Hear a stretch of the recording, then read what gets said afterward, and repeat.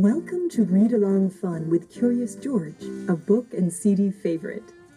You're about to listen to Margaret and H.A. Ray's Curious George Feeds the Animals. You can follow along with the story and enjoy the pictures. Let's get ready. Our story begins on the page with the man with the yellow hat handing George a ticket for the rainforest exhibit at the zoo.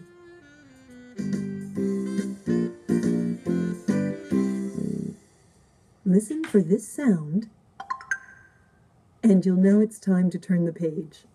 If you'd like to listen to the story without the page turn signals, please select track 2.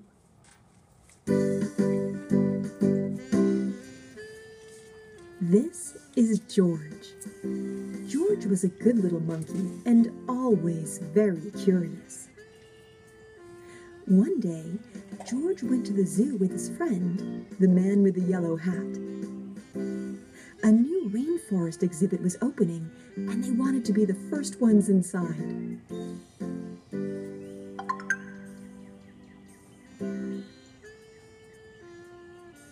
But when they got to the new exhibit, the doors were closed. "We'll have to come back later, George," the man said. "Why don't we visit the other animals while we wait?"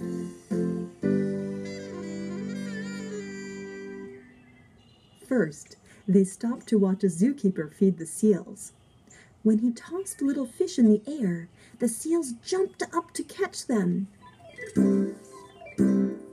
Then they barked for more. It looked like fun to feed the animals. "Would you like something to eat too, George?" asked the man with the yellow hat, and he bought a snack for them to share. When they stopped to see the crocodile, George remembered how the zookeeper had fed fish to the seals. He was curious. Would the crocodile like something to eat?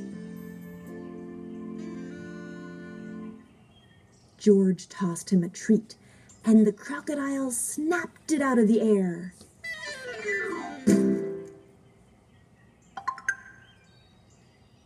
Next, they visited the koalas. George thought the koalas were cute. Here was a friendly one. She was curious too. She wanted to see what George was eating, so he held out his hand to share.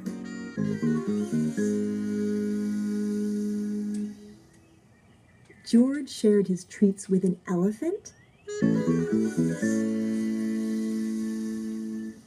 and a baby kangaroo.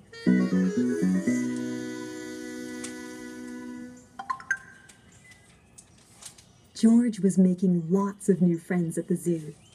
The lion was already eating, but the hippopotamus tried a snack. Next, he gave a treat to an ostrich.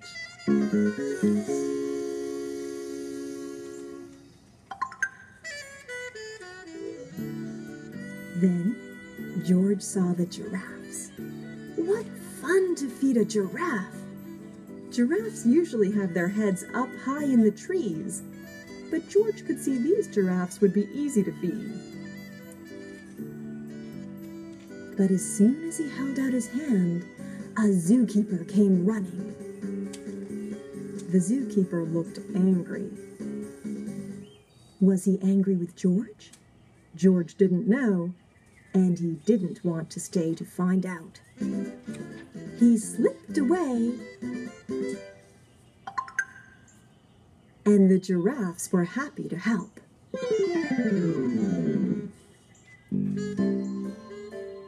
But where did George go?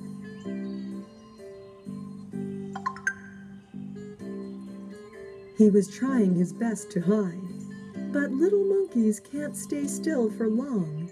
When George wiggled, the zookeeper was waiting. "I see you," he said. Just then, another zookeeper hurried by. "Come quick," she yelled. "Someone saw the parrot." The first zookeeper led George to a bench. The parrot from our new exhibit escaped, and I must help find it," he explained. He told George to wait for him there, and before he left he said, "Don't you know you're not supposed to feed the animals? The wrong food might make them sick."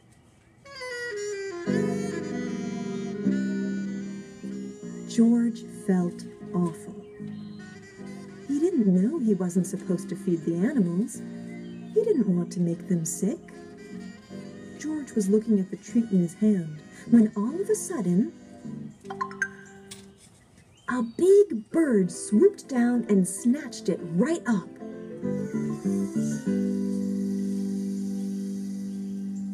Now, George knew he wasn't supposed to feed the animals, but this one had helped itself. A zookeeper passing by was happy to see George. "You found the parrot," she said. "We've been looking for this bird all day." When she saw George's snack, she said, "This isn't the best thing to feed a parrot, but a little won't hurt. Would you like to help me put him back where he belongs?"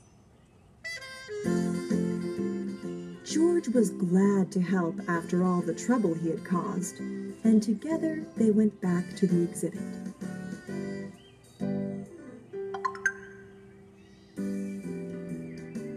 "There's our problem," the zookeeper said, pointing to a hole in the netting. As the zookeepers discussed how to fix it, George had an idea. He climbed up like only a monkey can, and when he reached the hole, he tied the netting back together.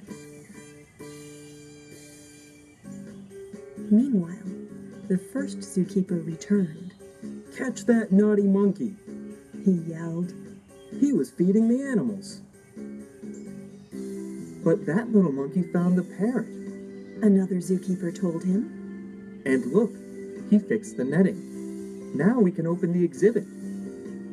When George came down, all the zookeepers cheered.